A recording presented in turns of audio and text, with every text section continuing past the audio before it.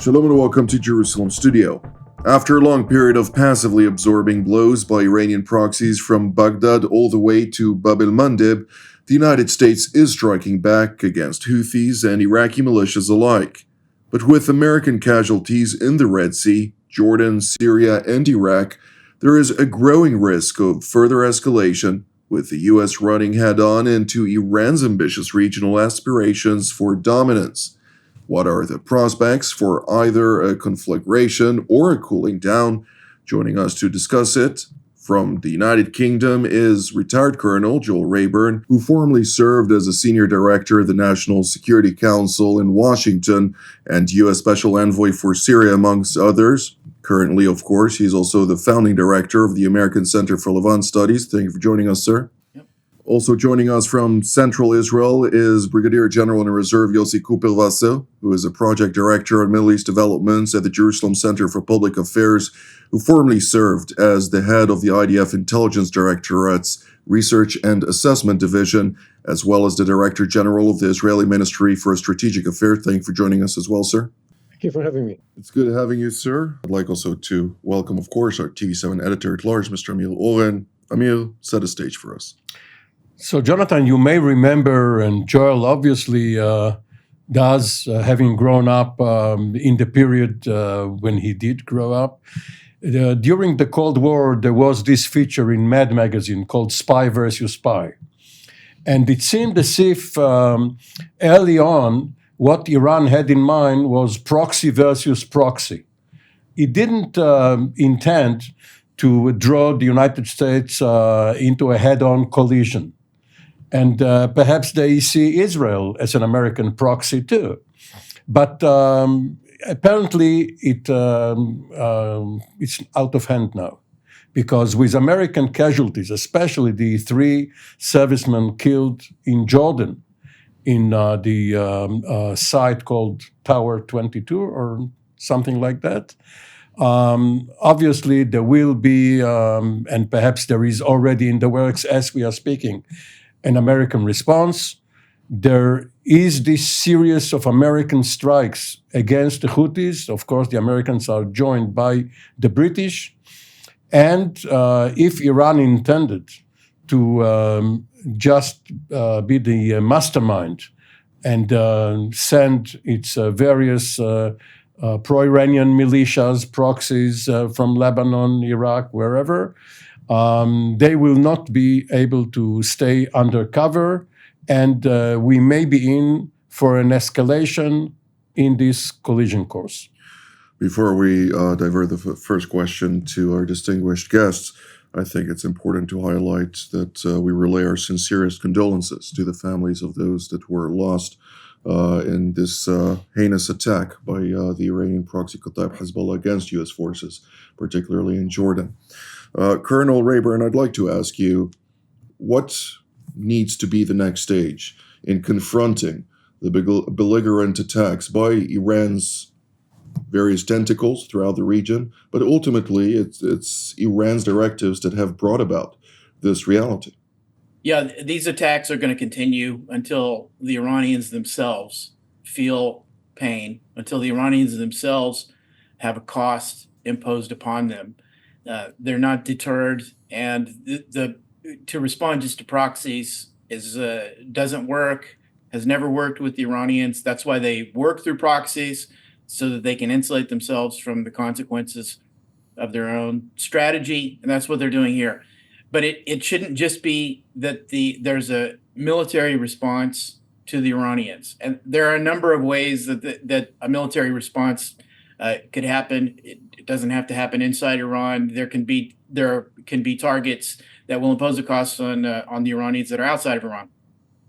But there needs to be something more than just a military response. There needs to be the use of economic pressure. There needs to be a full restoration of the sanctions on Iranian oil sales. There has to be just as close to a cutoff of Iranian oil revenues as is humanly possible, the way the previous administration was able to do by the end of 2020. There also needs to be international political isolation. There needs to be a concerted international coalition that is cutting off ties with the Iranians, that is forcing them there, that's changing the political relationship, the diplomatic relationship that the Iranians enjoy worldwide. It needs to be those three things. And then lastly, there needs to be the right way of talking about what's happening. It needs to go beyond the idea that there are rogue proxies, or that this is linked to the tactical operations in Gaza, et cetera, or that it was a miscalculation by the Iranian regime. The Iranian regime killed Americans on the soil of an allied country, Jordan. And that has to be the reality. That's what they were going for. There's no way, there's silly things being said overnight, such as, well, maybe they were aiming for the U.S. base inside Syria and didn't mean to hit Jordan. There's no way to aim at Tanif and hit Tower 22. This is the kind of nonsense that has to be dispelled, and people need to call a spade a spade. The Iranian regime is waging war against the United States and its allies, and the United States needs to acknowledge that war and respond appropriately, or we'll lose the war without even acknowledging that we've been in it. Indeed. General Kuperwasser, what is your take on this? Well, as I was saying in previous shows, we are already in a regional war. It has its own characteristics, but we are in a regional war, and this attack was expected.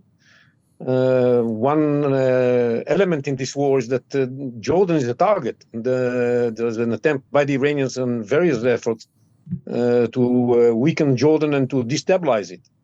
And we should be worried about that as well, and the Americans should be worried about that. So since the United States is already in a war, the aim in any war should be to win. And one has to define what is winning in this respect. And I think that, just as Joel said, harsh measures, much harsher measures than those that were employed until now, are needed in order to win this war, because clearly with the kind of activities that the United States has adopted until now, this was not enough. It's not enough against the Houthis, it's not enough against Iran, it's not enough against the Iraqi militias, and it's not enough against Hezbollah and Iran itself. So I think that something much harsher is necessary. And the obvious conclusion is that Iran doesn't feel that it faces a credible military option by the Americans. They believe still that they can get away with murder here. And because the Americans declare again and again that they are not willing to get involved in a wide-scale war in the Middle East. I understand this attitude, but it doesn't work, because unless the Iranians feel that there is a credible military option on top of the isolation, on top of the economic sanctions that you all mentioned, unless they feel that there is something like that, they are not going to shy away from putting more pressure on the Americans. That's why the reaction should be clarifying to the Iranians that there is an American credible military option vis-a-vis Iran. Mr. Owen, I'd like to broaden this a little bit, because it seems like the Iranians are counting on a sort of war of attrition rather than a decisive war, reading the political map in Washington, understanding that the focus is on domestic issues, particularly also on the elections this year, including, of course, also international pressure mounting against Israel. Various tactical achievements are not something that impress anyone, and therefore they want to make sure that if the war ends in Gaza, which has nothing to do with its blatant attacks against U.S. forces and other coalition forces, including maritime shipping throughout the region, one needs to identify that they're seeking to gain a victory without entering into any war. We are still in the middle of this crisis, brought about especially by the drone attack on the American site in Jordan. And maybe we will see a response similar to the assassination of Qasem Soleimani. Yes, by a previous administration. But the US military and the intelligence community have a continuity. And CENTCOM is very proactive under the assertive leadership of General Kurilla. But in general, CENTCOM takes it personally, organizationally. It's CENTCOM targets which have been hit, including Fifth Fleet vessels in the Red Sea or in the Gulf of Aden. So they are certain to send their recommendations through the Joint Staff, through Secretary Austin, who did issue a fairly strong statement following the attack. And maybe we will see some strong response, as we here have been waiting for. Now, two remarks which may or may not have something in common. We've talked about political isolation. Obviously, Iran is in cahoots with China and Russia. We have seen reports that the Chinese went to the Iranians and told them, regarding the Red Sea, stop it. Tell the Houthis to lay off, because our interests are also at stake. We'll have to see whether they have any leverage. As far as I can say, Amir, I think this is wishful thinking on behalf of the Americans, that the Chinese will tell that to the Iranians. The talks between the Chinese and the Americans didn't bear fruit, didn't bear that fruit in my mind. No, there was a report that the Chinese did go, not that they were but I think this report was not accurate. Okay, if it's misinformation, then let's strike that thought too. Now, there is this high-level commission talk between the Iraqis and the Americans.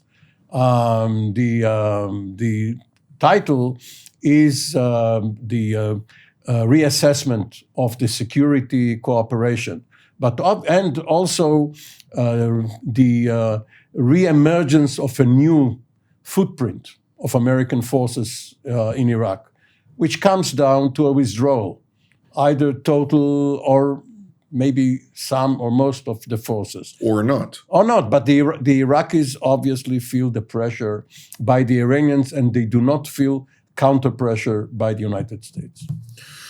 Colonel Rayburn, when we're looking at the broader scheme of things, is this a card of strategic power competition? Yes, for sure. I mean, the Iranians are in a strategic alliance with China and Russia and North Korea and Venezuela, and it's active on all fronts. I mean, this is clear from the time. It's not an accident that it's Iranian missiles and Iranian drones that are attacking Ukrainian population centers. So yes, what we are seeing is China and Russia's Middle East ally attempting to seize control or dominance of the strategic waterways and strategic terrain, and to try to push the United States out and to impose a cost on our regional allies and destabilize some of them. Jordan, Iraq, are on the hit list here. Yes, it's part of. This is part of great power competition. Which is a misnomer. This is just the way the world is. Great power competition among states, or I should say adversarial states trying to overthrow the post-World War II international political order and economic order. It's a continuation of the Cold War in that regard, and this is the world that we live in. It's a Hobbesian world. It's not a Lockean world. It's a Hobbesian world, and we'd better wake up about it. Thank you, Colonel. General, within that context, how does Israel play in the framework of strategic power competition at a time when the Iranians are clearly a vessel of the Chinese? At least they operate within the framework of Beijing's interests due to some 400 billion US dollars that are stretched over a period of 25 years. And Israel is a clear ally of the United States, defines Washington as its strategic backbone, and operates within the various constraints and challenges that the current administration in Washington imposes on Israel. Nonetheless, we're seeing friction increase and the rope remains tight. First of all, I wouldn't look at Iran as working on behalf of the Chinese and the Russians. There's an alliance that each one of them believes that the three of them work for him. The Iranians believe that they actually take China and Russia in order to promote their interests. and not working for Chinese or Russian interests. They may help them, but they benefit from that directly. And but in generally speaking, I would say that there is an axis war here. On the one hand, there are those who want to change the world order, as Joel mentioned, mainly Russia, China, and Iran. And on the other hand, there are those who fight for a better world order, preserving the one that exists and improving it. And these are especially the United States and Israel. We are together in this. We fight together, and the fact that we fight together is shown in what's happening in Gaza. We fight on the ground, but we fight together with the Americans in the sense that they help us quite a lot in providing us the political space that we need, and the munition and the other stuff. And we fight together, and the Americans understand, and we understand that what we are going to accomplish in Gaza is going to have an enormous impact on the way the regional war is going to look like, and on the way the global war is going to look like. If we don't win the war in Gaza, the negative repercussions are going to be felt everywhere. That's why the Americans support our effort there and understand the value and the benefit they can gain from this alliance with Israel. And this is very important in showing to the other side that we stand together, we work together, we fight together. And that's the message.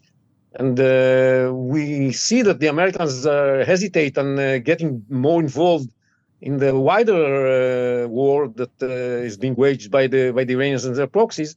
But as time goes by, they get more and more involved in spite of their will. We see it in the coalition they have built in the Red Sea. We see it in the way they would have to respond to this attack on their facility in Jordan, the murder of 3 of their soldiers. This is what we are going to watch now, and we are in it together. Israel should help the United States in whatever we can do in order to make them more effective in their war, mainly with intelligence. I think we still have some on those targets. And we have to understand, if we don't win this together, Israel in Gaza and the United States in the rest of the Middle East, then next will come 2 things. First, the Iranians will understand that the time is ripe to move forward on their nuclear project. And the second, the Iranians are going to get more ready to work on the Western Hemisphere. They have, as Joel mentioned, they have built some presence over there as well. And we should expect them to use this infrastructure that they've built in the Western Hemisphere as well. That's where this war is going. It's global dimensions are going to be seen. Mr. Oren, pre-2003, before the invasion into Iraq, which included also all kind of strategic shifts throughout the region, we saw the Iranians react quite clearly, also with regard to their Ahmad program, their Iranian nuclear aspirations, also with regard to other activities that have to do with their kinetic capabilities. And therefore, my question is, can there emerge a scenario in which a massive action of large scale, of course, we don't need to have a deployment of 230,000 troops, but something that would cause a certain reaction from the Iranian side that would then scale back their own activities, or are we already past that stage? We are probably past this stage because the U.S. allies and partners in the Arabian or Persian Gulf are weak and vulnerable to Iranian retaliation. Had it only been the United States, plus Israel perhaps, against Iran, it would have been a clean and neat victory of our side. But the Aramco strike and the other actions showed how vulnerable Saudi Arabia and others are. And there is a lesson here, a historical lesson, which is being learned and relearned every few years. You cannot define your interests and impose your view on the other side. It started, of course, in Korea, when the US national security documents left South Korea out of the perimeter regarding US Pacific interests. And then the North Koreans and the Soviets and the Chinese saw it as an invitation to attack. Now, Israel, in its priorities, put Hamas down the list because Iran is more dangerous, Hezbollah is more dangerous. But for Hamas, Israel was the only target, and they did not see fit to remain at the bottom of the list. All of this alludes to the effect that both the previous administration and the current one, and even the Obama administration before Trump, tried to pivot from the Middle East to the Far East. And of course, with the invasion of Ukraine, the Middle East was supposed to sink to the third priority.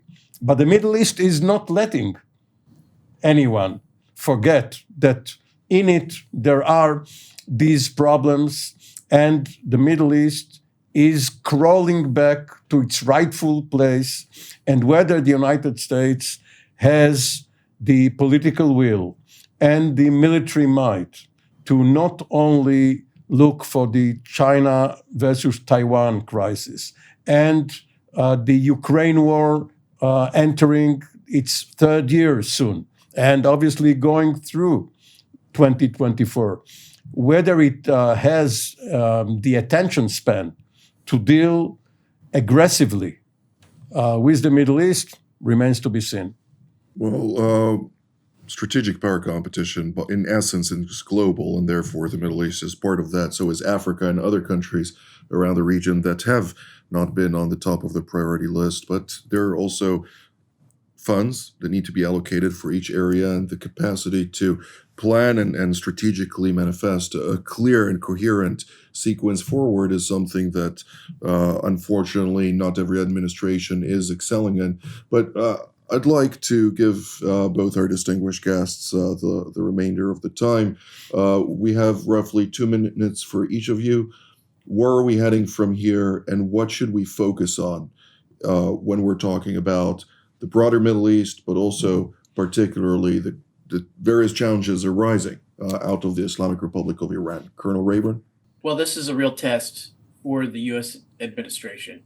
It's a real it's gotten to the point where, as I say, anything short of a military response that targets the Iranian regime's interests directly, that imposes a direct cost on the Iranian regime, is going to be ineffectual at this stage. But in addition to that, as I mentioned, and as I've said, I think 77 times on your show, a military response, a tactical military response that is not accompanied by severe economic pressure and political pressure also will not have a lasting impact. It won't work. It's got to be all of those three things across the board. There has to be a return to a maximum pressure campaign, MPC, as Israeli strategists used to refer to it. There has to be an MPC on the Iranian regime. And this is not something to be scared of. There are a lot of people overnight in the U.S. and elsewhere who are worried. They're acting as though the Iranian regime is a superpower. They are not a superpower. The Iranian regime, the power disparity between the United States and the Iranian regime is vast. The Iranian regime is actually a weak power. And I used to call them the most vulnerable middle power in the world. Saudi Arabia has its Aramco, and they're vulnerable, like Amir said. The Iranians have their version of Aramco as well. They're vulnerable. Take out their oil facilities, their refining capacity, which is essentially in one place, and they'll run out of petrol in 2 weeks. Their economy is shaky. Their people hate them. 70+ million of their people hate them and would like to, and will probably, look for a window of opportunity for revolution. So they have to beware. It's just that they are a regime. They're a rogue regime that has not had to play defense of their actual territorial interests to this point. They've had the luxury of only playing offense, and that's what has to end. And if that ends, they will recoil, back down, and then they'll get back in the box and be contained. General Kuperwasser? Well, One has to decide whether what we want to do is to contain Iran through the recipe that Joel just described, or do we want to actually bring the regime down? And I think that that's a big discussion that should be put in the National Security Council today. Because you can show force against Iran and contain them, maybe if you do all that was mentioned here. But the problem will reemerge soon because this is a missionary regime. This is committed to exporting the revolution, his Islamic version of is a radical version of Islam. And if we don't do something about the regime, we shall have to counter this kind of activities again. That's why I think that it's a big issue whether this is the time to go for the regime. Because the reason for everything bad that's happening in the Middle East is the Iranian regime. That's what we have learned already. So we should consider doing something more profound against the regime and helping the opposition, that the people of Iran, in getting rid of this terrible regime that they have to suffer from. And just to mention that all kinds of executions and other stuff, terrible stuff that was done against people who want more freedom inside Iran are taking place as we speak. Well, it's back to the future, to the late 80s or early 90s. Dual containment or regime change, Iran and Iraq. Now we're only having Iran to deal with. And unfortunately, the decision was not taken back then in an effective manner to deal with this regime, which has only branched out and become more of a menace over the years. This is all the time that we have for today. We will resume and talk about this topic, of course, many times to come, hopefully not too long into the future, where decisions can be taken in order to create a new reality that is better for all people in the Middle East. But I'd like to thank Colonel Rayburn, General Kuperwasser, and Mr. Oren for taking out of your times to update us on the latest, and I'd like to thank all of you at home as well. Till our next update from here in Jerusalem. Shalom.